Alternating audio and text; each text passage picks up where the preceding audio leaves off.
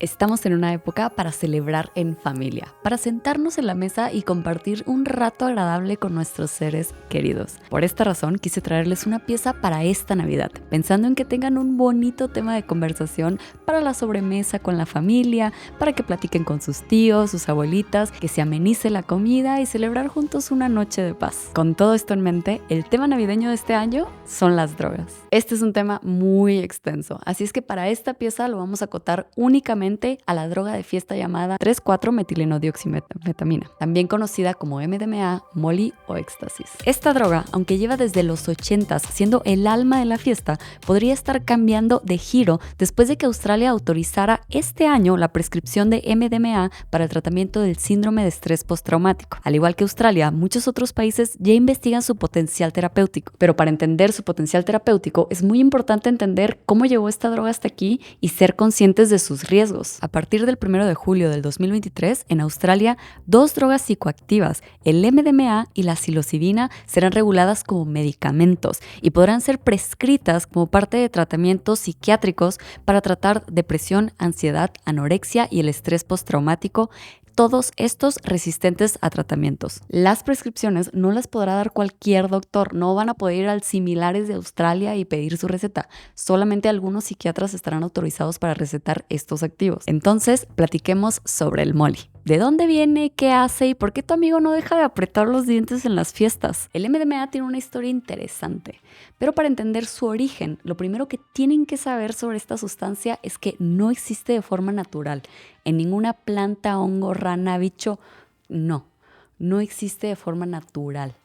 Es completamente sintético. Ningún organismo vivo la produce. Solamente se produce en un laboratorio, no en la naturaleza. El mayor productor del mundo, de hecho, es Holanda. Curiosamente, investigando el origen del MDMA, me encontré con el abstract más corto que he leído y posiblemente el más random también.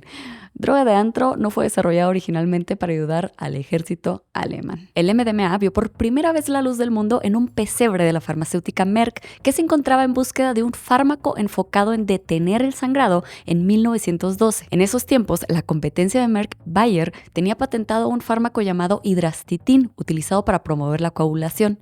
Merck, queriendo entrar al negocio, buscaba variaciones de la molécula de Bayer que pudiera sacar al mercado sin infringir la patente ya existente.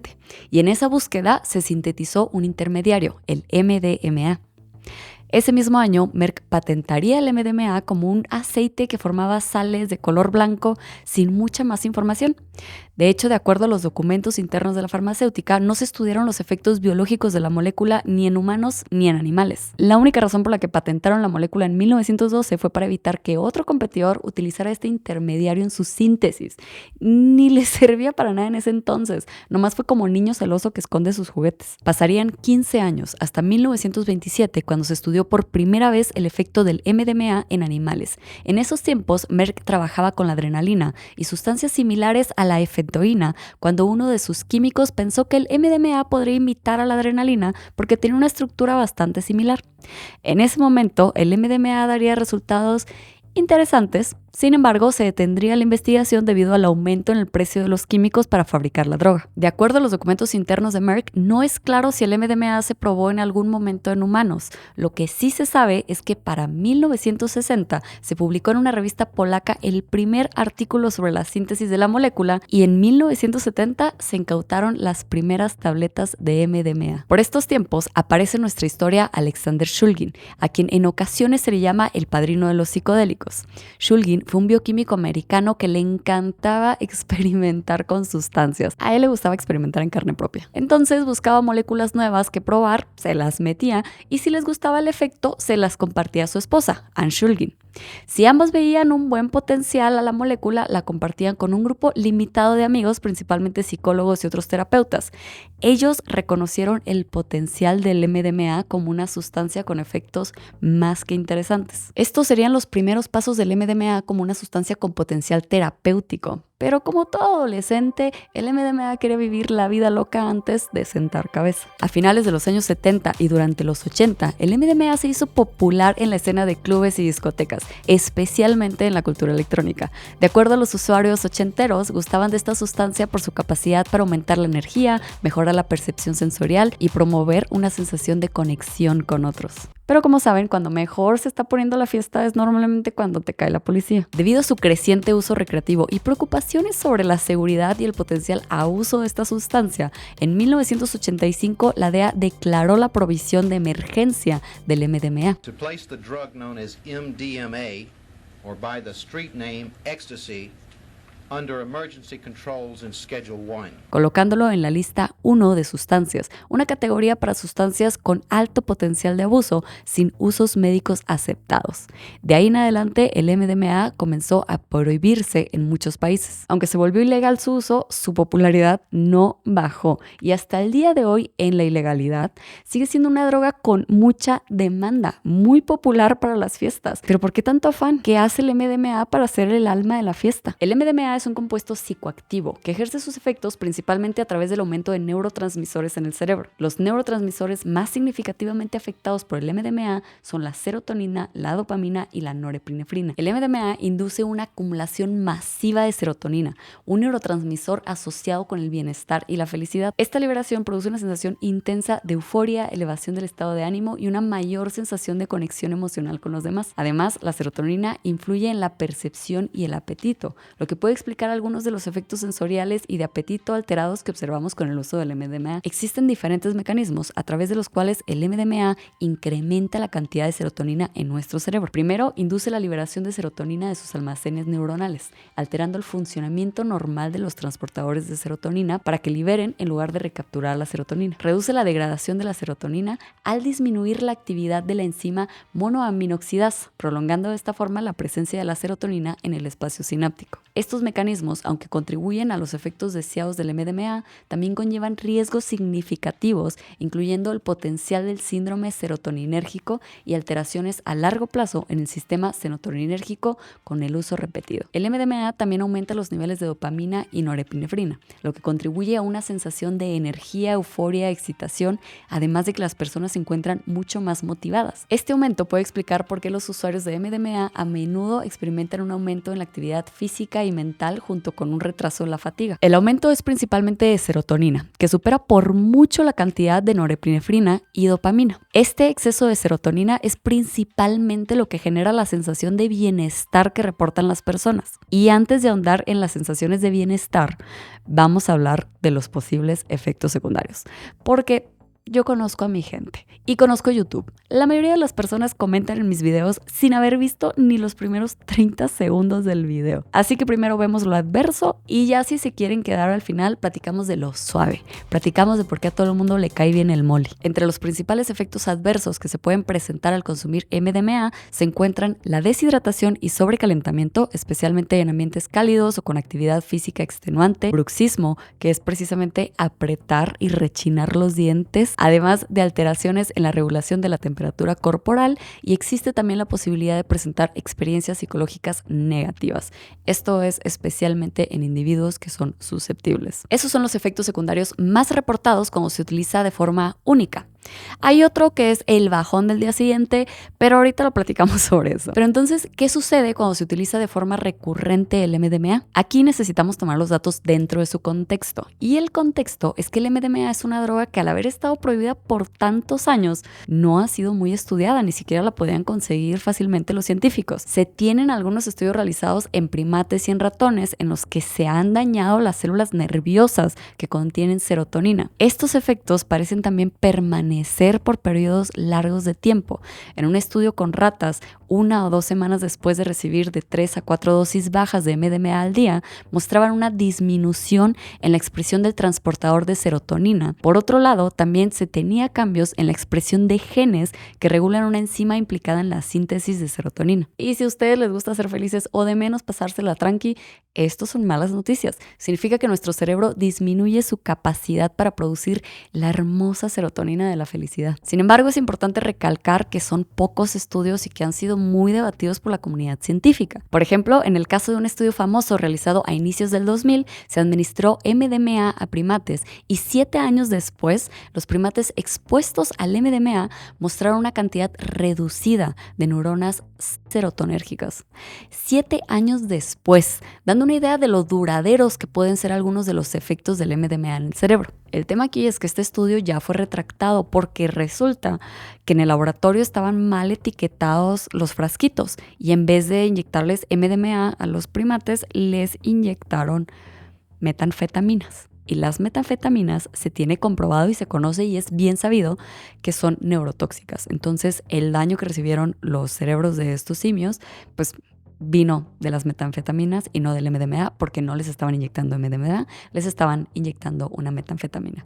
El MDMA también contiene la palabra metanfetamina, pero químicamente es diferente. Entonces, hay variaciones. No podemos extrapolarlo al 100%. Pero bueno, eso es en primates y en ratones. ¿Qué pasa con las personas?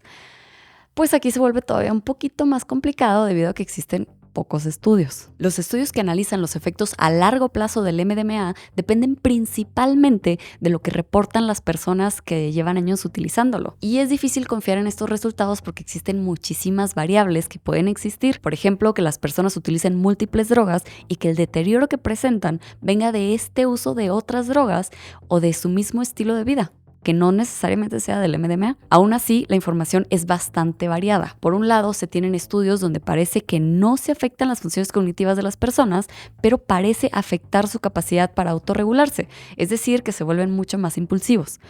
Pero también se tienen estudios donde se ha visto los efectos a largo plazo de bajos niveles de serotonina. Los niveles de baja serotonina se asocian con mala memoria y con un estado de ánimo deprimido. En algunos estudios se ha encontrado que algunas personas que usan MDMA regularmente experimentan confusión, depresión, ansiedad, paranoia, deterioro de la memoria y los procesos de atención. Estos efectos parecen permanecer en el tiempo, principalmente cuando se utiliza MDMA de forma frecuente y con dosis mayores. Lo que es cierto es que se necesitan más estudios y de forma más controlada. En la mayoría de las personas no se tienen medidas de las personas antes de iniciar su consumo de MDMA, por lo que es difícil descartar diferencias preexistentes o factores de riesgo existentes en las personas. Y la verdad es que a fin de cuentas no se sabe.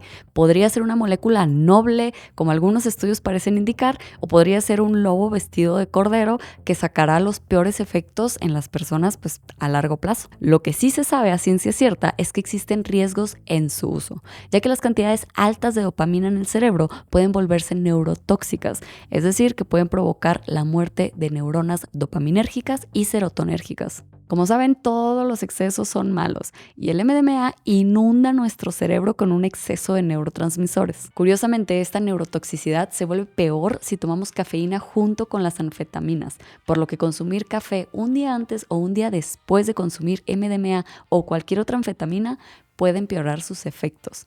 Igualmente que combinar distintas drogas puede potenciar el efecto neurotóxico. Entonces, existe riesgo de neurotoxicidad, sobre todo si la dosis es muy alta o se toma de forma muy frecuente, además de si se toma en conjunto con otras drogas. Pero hay otro tema y es la temperatura. Como vimos, cuando consumimos MDMA aumentamos nuestro ritmo cardíaco y la presión y al mismo tiempo aumenta nuestra temperatura corporal. Si la temperatura del cuerpo incrementa más de 3 grados, puede iniciar la muerte neuronal. Y aquí el tema es que el MDMA normalmente se utiliza de forma recreativa en fiestas que están hasta el tope de personas, con muchísimo calor humano, además de que el sentimiento de euforia hace a la persona moverse todavía más, aumentando su temperatura corporal. Y esto es hablando de los efectos a largo plazo, pero el bajón del día siguiente es uno de los efectos secundarios más reportados.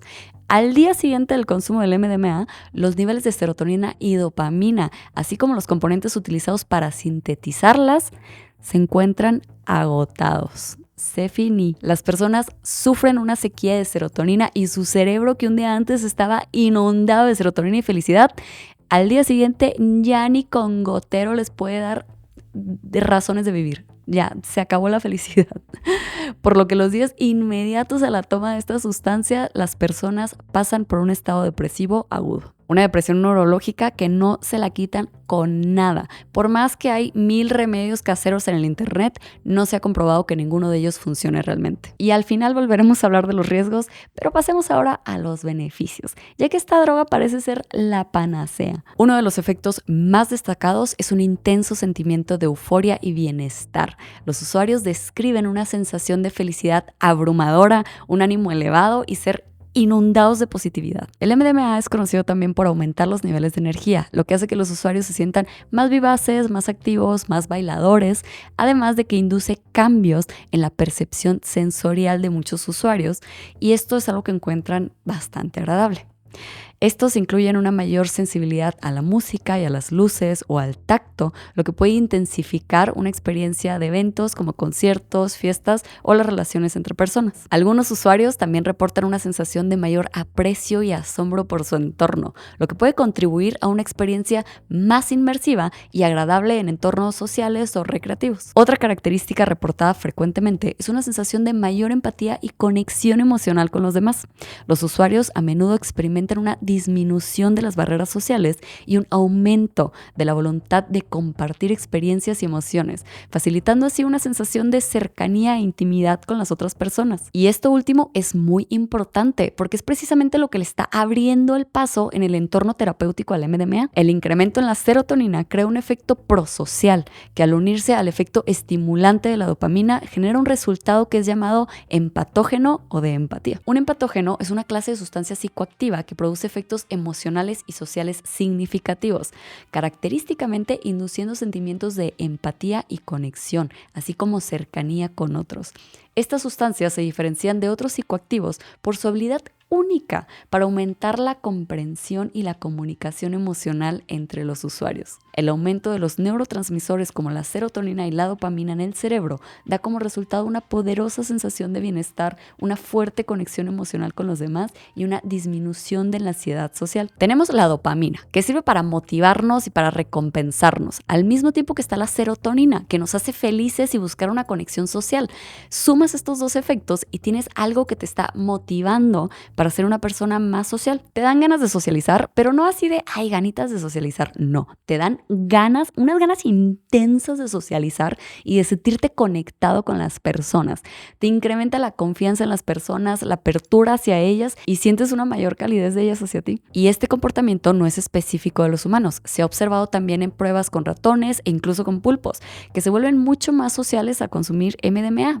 Quieren estar cuchareando con todos sus amiguitos. Además, el MDMA no genera alucinaciones como otras sustancias con efectos psicodélicos. Sin embargo, el MDMA sí altera la percepción, pero de una forma muy interesante. Uno de los artículos más citados que estudian los efectos del MDMA en las personas fue publicado por la Universidad de Chicago. En este estudio se escanearon los cerebros de las personas mientras se les pedía observar fotografías con las caras de otras personas. Estas son las imágenes que observaron durante el experimento. Lo que encontraron los investigadores es que para las personas que consumieron MDMA, al ver fotografías de personas sonriendo, les generaba mucha más actividad cerebral que para las personas con el placebo. Por otro lado, cuando veían imágenes de personas con muecas negativas, estas les generaban mucha menor actividad cerebral que las personas que no habían consumido la droga. Es decir, que el MDMA vuelve a las personas más responsivas a la felicidad y les facilita ignorar la posibilidad de señas de una interacción social negativa. Por ejemplo, ignoran sin pensarlo la cara enojada de alguien. Esto disminuye por completo la ansiedad social de las personas, porque su cerebro se vuelve menos perceptivo a las emociones negativas. Hace que te importen menos las situaciones negativas a tu alrededor. Seguro todos alguna vez en la vida hemos estado con un grupo de personas, un grupo de amigos, un grupo de trabajo, donde nos ponemos incómodos porque alguien hizo un comentario que se sintió raro o nos están haciendo ahí una mirada medio fea. Alguien que hizo algo que percibimos como negativo y que lo están haciendo en nuestra contra. Tal vez pensamos que es porque no les caemos bien o por cualquier razón que nosotros mismos creamos en nuestra cabeza. Y justo el MDMA retira por completo esas percepciones negativas. Te permite ver una mirada como simplemente una mirada y un comentario como nomás es un comentario. Puedes sentirte bien porque no te distraes con lo que crees que son expresiones negativas de las personas que te rodean y puedes simplemente disfrutar de la compañía. Y aquí la explicación es que simplemente el MDMA te hace vibrar más alto y conectas con las vibraciones de otras personas. Y cuando todos son del mismo signo zodiacal, pueden alinear sus 3 chakras y vibrar en la misma frecuencia de la Tierra, lo que abre los registros akáshicos y aparece Santa Claus. Ahí les va la explicación de verdad. Como todo lo que está ocurriendo es multifactorial, entonces hay muchas cosas que están pasando en muchas partes al mismo tiempo. Pero vamos a platicar sobre algunas que ya se han descrito. En nuestro cerebro tenemos 2 estructuras muy importantes, una llamada la amígdala y otra la ínsula. Ambas se merecen un video por sí mismas porque son increíblemente interesantes y mira, nos crean el mundo en el que vivimos. Pero para entender el efecto del MDMA, vamos a hablar de ellas de forma completamente simplificada. La amígdala ayuda a detectar amenazas y activar respuestas apropiadas como miedo o ansiedad cuando detecta algún tipo de riesgo externo, mientras que la ínsula nos ayuda a integrar sensaciones tanto internas como externas. Por ejemplo, el hambre, el dolor, nuestro estado emocional, y también nos ayuda a interpretar las emociones de los demás. La ínsula básicamente le dice al cerebro cómo nos sentimos, y se ha detectado que el MDMA disminuye la actividad que ocurre entre la amígdala y la ínsula, e incluso se disminuye el flujo sanguíneo a la amígdala. Recordemos que la amígdala es la que percibe todos estos riesgos externos, todo lo que está alrededor de nosotros que está mal. La amígdala es la que anda buscando a ver qué es lo que no aplica aquí. Obvio que la amígdala sirve para muchas cosas, pero hay veces que sí te pasas, mami. Nomás nos andas mal viajando, detectando hasta la más mínima interacción social como una amenaza y diciéndole a la ínsula, hey, peligro. Esto está mal, todos nos odian, nadie quería que viniéramos, todos se quieren reír de nosotros, seguro están hablando mal de mí, todo eso son burlas en mi contra. Todo eso se disminuye con el MDMA y la ínsula deja de ponerle tanta atención para concentrarse en lo bonita que es la sonrisa de todos, lo padre que es la vida, lo interesante que está la plática o lo bien que se siente la sensación de la ropa en el cuerpo, transformando de forma efectiva nuestra experiencia en una experiencia agradable y reforzando el deseo de socializar. Entonces, el MDMA crea lazos más estrechos entre las personas, ya que es una sustancia que incrementa la empatía de las personas, pero no solamente con otras personas, también con uno mismo. Así es. El MDMA también ayuda a que las personas tengan un concepto más positivo de sí mismos, sientan más empatía hacia ellos y al mismo tiempo sientan más autocompasión. Y esto es lo que hace tan prometedor al MDMA para tratar problemas psiquiátricos como el estrés postraumático.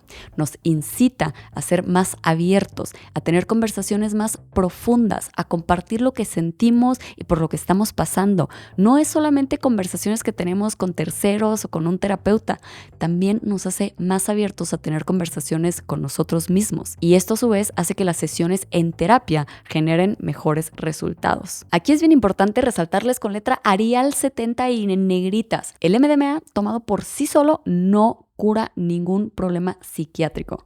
El MDMA solamente hace más efectivos los tratamientos terapéuticos, hace más efectiva la terapia. Muchas personas cuando están pasando por problemas psiquiátricos difíciles les cuesta trabajo generar suficiente confianza para abrirse y conversar de sus problemas de una forma que les pueda ayudar a mejorar su situación. El MDMA precisamente quita esa barrera y hace que se vuelva más sencillo para ellos el compartir. Cuando las personas llevan un programa de terapia antes, durante y después de consumir MDMA, se ha observado que se debilita la conexión entre la amígdala y la ínsula, lo que se traduce en una sensación de bienestar, además que les permite tener mayor empatía con ellos mismos, lo que mejora su relación personal, al mismo tiempo que les permite reevaluar lo que han vivido, incluso eventos traumáticos complicados. Pueden verlos de una forma más tranquila y comenzar a hacer las paces de forma interna. En los estudios clínicos exitosos donde se realizaron esquemas de terapia en conjunto con MDMA, se encontró que después de la sesión las personas tienen menor respuesta a las amenazas o estímulos negativos y este resultado se mantenía por más tiempo, se mantiene en el cerebro, igualmente que se mantiene por más tiempo su autocompasión. Este es precisamente el uso que está siendo documentado en estudios clínicos y que se ha aprobado en Australia, lo que podría abrir la puerta de esperanza a muchas personas cuyos problemas psiquiátricos no responden a los tratamientos convencionales. Y aquí nuevamente Nuevamente vale la pena recalcar que no existe un consenso sobre la seguridad del MDMA, sobre todo a largo plazo. No conocemos sus efectos por completo. Y mi recomendación, como siempre, es tener la mayor cautela posible. Y precisamente me gustaría cerrar con varias cosas que les digo de compas porque la neta sí les tengo cariño. Hace un año precisamente hice otro video, uno corto sobre MDMA, donde hablaba de su potencial para potenciar la neuroplasticidad en ratas y volverlas más sociables. Información que no les pude compartir aquí porque la neta ya era mucho. O sea, llevamos como 10, 15 minutos aquí. No sé cuánto tiempo llevo aquí sentada, pero llevamos un buen rato. No se puede incluir todo. Va a haber más videos seguro futuro. Lo que les quiero contar es que en ese video hice muchísimo énfasis en que las dosis utilizadas en investigación son mucho menores a las dosis utilizadas de forma recreativa. No es lo mismo que te den una dosis en un laboratorio, que lo maneje un terapeuta, que esté todo súper controlado, a que te la dé tu compa a las 2 de la mañana fuera del corona. No es lo mismo. Pero no, tu compa, el que se cree chamán, no te va a hacer un ritual con MDMA para sanar tu niño interior. Las dosis que se emplean en estudios clínicos están muy por debajo de las dosis que tienen efectos recreativos. No vas a ir a una fiesta y vas a salir siendo una persona nueva después de meterte MDMA. Lo que sí es que las dosis de calle están mucho más relacionadas a ansiedad, a depresión y al muy peligroso síndrome de la serotonina. ¿Es una molécula con mucho potencial? Sí, pero no dejes que tu dealer te mande este video para tratar de convencerte. Aún hace falta aprender muchísimo sobre el MDMA antes de empezar a utilizarlo en terapias para seres humanos. Pero hoy les quiero aconsejar todavía más, porque aquel video era para TikTok y en TikTok la verdad no los quiero tanto, los quiero más aquí en YouTube. El consumir MDMA de forma recreativa no solamente tiene el riesgo de la dosis, tiene el riesgo de la pureza. En todos los estudios de los que estamos platicando, donde se ven todas estas maravillas del MDMA, se utiliza puro. El problema es que las sustancias de venta callejera vienen generalmente cortadas con otras drogas, las cuales son muchísimo más peligrosas. La peor de todas siendo el fentanilo. Eso es lo peor que nos puede pasar. Pero en la mayoría de los casos te venden sustancias que es principalmente metanfetamina con una pequeña parte de MDMA. Y la metanfetamina es un neurotóxico hecho y derecho, directo a la yugular de las neuronas. Y aquí el problema es que no sabemos lo que estamos consumiendo y eso es un riesgo muchísimo más grande de lo que a veces podemos visualizar. Si ustedes tienen un dealer de confianza y lo que quieran, el dealer los adora, fue con ustedes a la primaria, a ese dealer también lo pueden chamaquear.